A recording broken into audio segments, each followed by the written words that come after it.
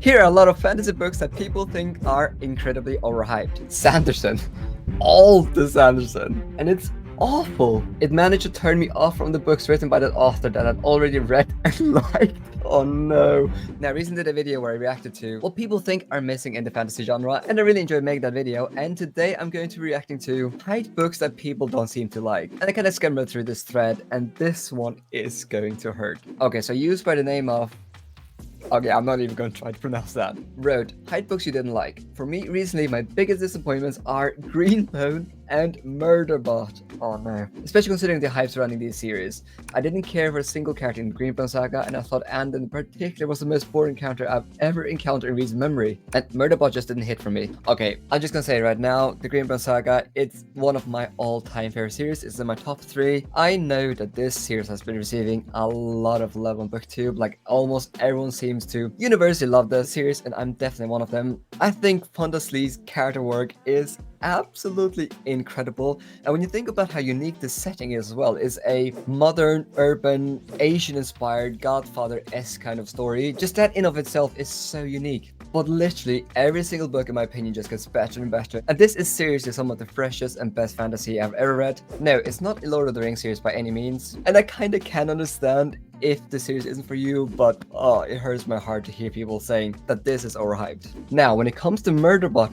I actually kinda can understand it. I read the first 2 novellas in the Murderbot series, and yeah, I didn't really enjoy them at all. I think it comes down to the humor being quite absurdist, very, very sarcastic, and if you're a fan of humor in your novels, then I think Murderbot is like right up your alley. Also, these novels are short, so they're like brilliant palate cleansers. But yeah, I can definitely understand this person not understanding the hype for Murderbot, because I'm definitely in the camp. I mean, if you ask me which books or series I think are overhyped, I would also have mentioned Murderbot. Let's get into the comments. Shadow and Bone, I still finished them, but I found these books to be quite meh.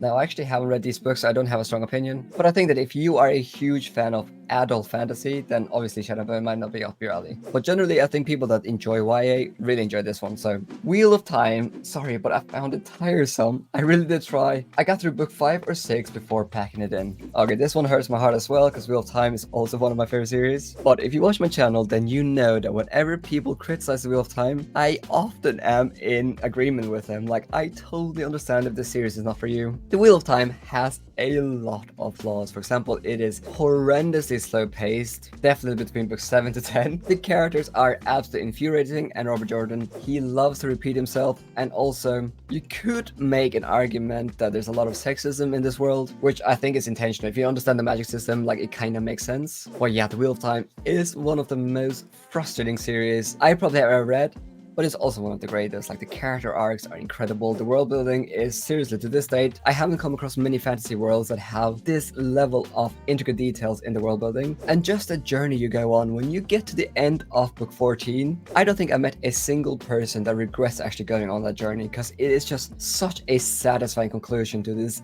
absolute epic. I really dislike the Sarah J. Maas books I've read. Sorry, I haven't read these, but I don't think these will be up my alley. Maybe more controversially, I hated the Poppy War. I still recommend it to others because I get my experience was in the minority. I also love Babel, and I would broadly recommend R.F. Kuang, but the Poppy War was paced in such a bizarre way, and until that point, I'd never read a story where the protagonist lacked so much agency. Okay, this is interesting because I read the Poppy War when I started getting back into fantasy, and I loved it. I felt it was super fresh. I'm a huge fan of a good underdog, training montages, and it was super grim, and yeah, I just basically loved every single book in that series. And when I read the trilogy, like, way back, I thought it was universally loved, but I've come to discover that there are a lot of people that have significant issues with the Poppy War trilogy. People call it YA, which it's definitely not YA. I'll die on the hill, the Poppy War is not YA. They find Rin to be one of the most annoying protagonists of all time, and they also find the conclusion to be very problematic, which I kinda can understand, that is quite rushed. And I can also understand now that maybe if I picked up the series now, maybe I would be more critical.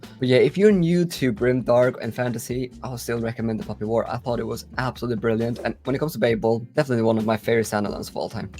So for me, this is not a new opinion. I kind of hear a lot of criticism of the Poppy War, but I still loved it. I don't get the hype behind Fourth Wing. It was so derivative and basically felt like it was written by AI. The romantic genre in general really isn't for me though. Okay, I have talked about Fourth Wing way too often here, and people say that I'm a Fourth Wing hater, which I don't want to say I'm a hater. I just knew when I picked up that novel, it wasn't going to be for me. I read it, and it wasn't for me. There's definitely a lot of elements in Fourth Wing that, in my opinion, are quite well executed. So I don't want to be overly harsh on Fourth Wing, because yeah, it's just not a novel that was written for me. I am not the target audience here. But generally, I think most of my audience on YouTube are probably not gonna love Fourth Wing. But if you do, more power to you. But yeah, to this date, it just blows my mind how popular it has become in such a short time. I think it has like 1.8 million reviews on Goodreads, and it was like published like 18 months ago. Absolutely insane. A Court of Thorns and Roses. Again, I haven't read it. Another person is saying Fourth Wing. I just think that when a book becomes incredibly popular, obviously it's going to have more haters. So I'm not surprised to see Fourth Wing mentioned a couple of times here. Malazan Book of the Fallen. Really imagined the world building. I kept liking it just enough to keep me reading. But when I finished, I looked back and it was fine. I don't hate it or anything, but it's just a letdown to have read something so long and come away with a lukewarm feeling about it. I almost wish it was flat out bad, so I would stop reading it after the first book. Oh wow, this is interesting. Now I have made at least 2 videos talking about my experience with reading Malazan, because I've tried the series twice and I DNF'd it at the halfway point of Dead Gates twice, and you can call me crazy, but I'm actually now considering giving it a third try. We will see if that happens, but I'm actually becoming more and more intrigued about going back to it. I feel like whenever I pick it up, I kind of understand a bit more like what Steve Erickson is trying to do with the series. But yeah, Malazan Book of the Fallen, it's literally one of the most intricate and incredible world building, but I just didn't really connect with it because the plot is so incredibly complex. It's even just hard to understand what the plot is. It spans over so many years, so many continents, so many characters, and yeah, I can totally relate to this person that for me, Malazan feels overhyped, but that's just based on the fact that I just don't really understand it. But I want to, so we'll see if I give it another try. I'm more blown away that this person actually finished it. Those 10 books are absolutely massive. It's like reading the Wheel of Time. So I just have to say, well done for actually finishing Malazan when you didn't really enjoy it. And yeah, if I ever give it a third try, I definitely want to be more invested, because I don't want to get to the end of Malazan and also feel like it was just fine. Life is too short to waste your time reading books you don't really enjoy. Kingkiller by Patrick Rothfuss. I actually haven't read this one, only because it's unfinished, and now I'm just not that interested in picking it off just because of the whole charity controversy that Rothfuss is involved with. Now I made a full video about the controversy if you're interested, but yeah, I definitely want to read Kingkiller one day, but as long as the controversy is ongoing, I'm not going to be picking it up. I'm actually expecting to love the series, so maybe a bit surprised to see Kingkiller this high up on this thread. Sanderson. All the Sanderson. Edit, sure enough, everyone has an opinion about Sanderson. Love him, hate him. Meh. Okay, all of Sanderson. I don't believe that this user has read everything that Sanderson has ever written. There's just no way. What I will say is that I don't think that Sanderson is maybe overhyped, because genuinely Stormlight and Mistborn are some of the greatest fantasy series I have ever read, and I read more than 300 fantasy books at this time. But what I will say is that I do think there are some overhyped Sanderson novels, and just because his fandom is so strong, maybe he doesn't get as much critique as maybe he deserves. But yeah, I'm a huge Sanderson fan, but you can see all the novels I bought here. But what I will say here is, like, for example, for me personally, Tress of the Emerald Sea didn't really do much for me. Warbreaker didn't really do that much for me either. And Edge Dancer was just flat out not a good book for me. So if this person has only read those 3 novels, I can totally understand. But Sanderson, I think he deserves the love. Stormlight, Mistborn, phenomenal series. For me, it was the Broken Earth Trilogy by N.K. Jemisin. My opinion, of course, it was boring and a slog to read through. Depressing with little to no payoff. As much as people talk about its relationship having depth, I just didn't see it. Characters were very meh. Okay, so interesting, because I actually read the first book in the Broken Earth trilogy, and I also thought it was very, very meh. It's one of those books that when you read it, you were like, wow, this is so imaginative, so creative, so interesting, but also it didn't emotionally impact me. You know, have you ever gone to like an art gallery and be like, this is interesting, but I would never hang this up in my house? That was kind of what my experience with the Broken Earth trilogy was. I read it, I was like, wow, very interesting, but I wouldn't really recommend it. But yeah, N.K. Jemisin, she does a phenomenal job to analyze some themes here about climate and stuff like that. And just the way that she structured the plot is Again, it's so fascinating, but I didn't really enjoy reading it. So I can totally relate to this person, and I would actually consider continuing the series, but most people say that the book 1 is the best one in the trilogy by far, according to some people. So yeah, I just never got around to it. But let me know if I should continue the series if I didn't really enjoy the first book. The Faithful and the Fallen, and its sequel series as well. I saw people speaking about how much Gwyn improved as a writer for the second trilogy, so I gave that a show as well, but I enjoyed it even less than the first. Okay, what I'll say here, Of Blood and Bone, which is a sequel series, I definitely didn't enjoy it as much as The Faithful and Fallen. So, whoever wrote this, your friends are lying to you. Look what I got in the mail yesterday. The Broken Binding books of Blood and Bone. These edges are absolutely insane. But, do I think The Faithful and the Fallen is overhyped? I mean, when I read it, it literally blew my mind. It felt like one of the greatest pieces of literature I'd ever read, and that was like 3-4 years ago. But now I can kind of understand that John Gwyn, he has this very accessible writing style, so if you're into flowery prose, it's not for you. And also the pacing is absolutely insane throughout basically the whole series. So if you want a series that has like more slow moments, not as focused on action, and maybe has more flowery or beautiful writing, you'll probably hate John Gwyn. But if you're looking for someone that writes like traditional fantasy but with a modern twist, is really good at having engaging characters and great plot twists, and just constantly keeps you on your toes with his breakneck pace, John Gwyn is for you. I read every single book that he's published. I love John Gwyn, so I'm not going to call him overhyped. I definitely think that everyone that loves fantasy should at least try one of his books. But yeah, I can kind of understand it. If you just want to read Robin Hobb and Ted Williams, John Gwyn might not be for you. Addie LaRue was all over the place, and it's awful. It managed to turn me off from the books written by that author that I'd already read and liked. That's how much I disliked it. Oh no.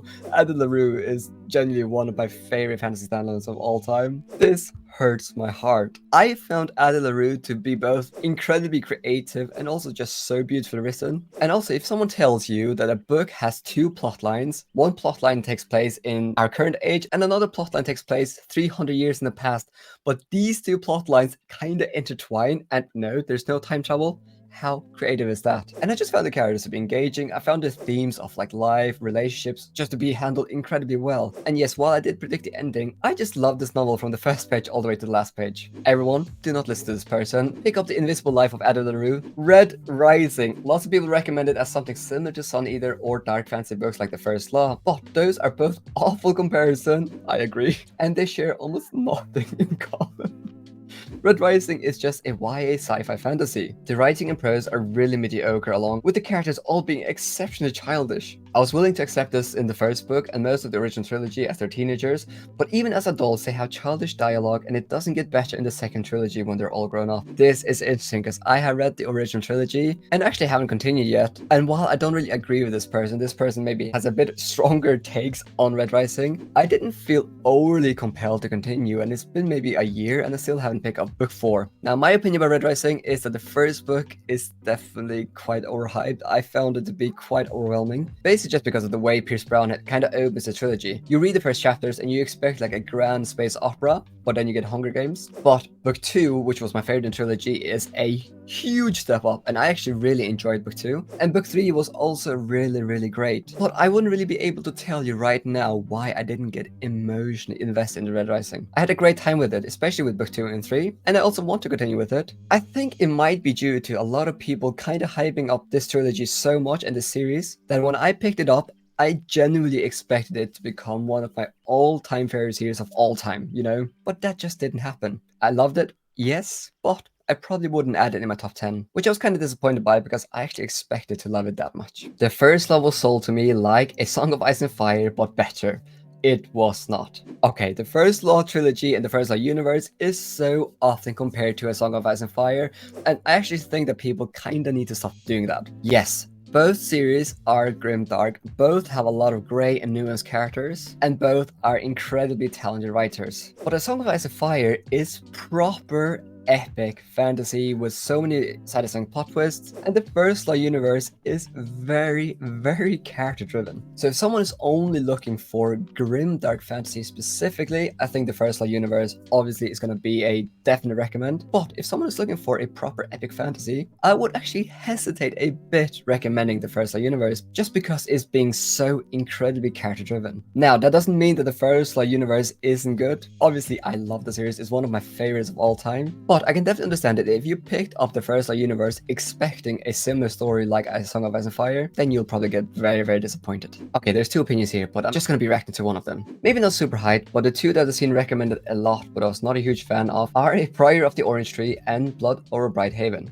Okay, I haven't read the second book, so I'm just gonna focus on the first one. Priory of the Orange Tree to me felt like it was a pretty good 300-page love story contained with a pretty bland 800-page fantasy story with a pretty predictable plot and lackluster world building. I can see why people who are really interested in the love story, specifically the queer aspects of it, would enjoy it, but it was really such a slog for me. Okay, when I read The Priory of the Orange Tree, I thought it was okay. The world building was absolutely incredible. Like when you pick up this novel, the world building, the lore, the history, it just feels like you're going into a world that is so rich with so many different cultures. But I would agree that this novel has some serious pacing issues. And also, I'm not a huge fan of romance, but my main issue with The Priory of the Orange Tree was really just that the build up to this epic climax at the end is like 700 pages of build up, and it took forever, it felt like. And when we finally have the climax, it was literally wrapped up so quickly, and it just wasn't satisfying. It was such a big disappointment. Now I kind of want to read A Day of Hollow Knight. I haven't picked it up yet, just because I love the world building so much, but my TBR is so out of the control at the moment that I'm actually not sure if that's gonna happen. We will see. But what books do you think are super overhyped? Definitely let me know your thoughts, and thank you so much for watching.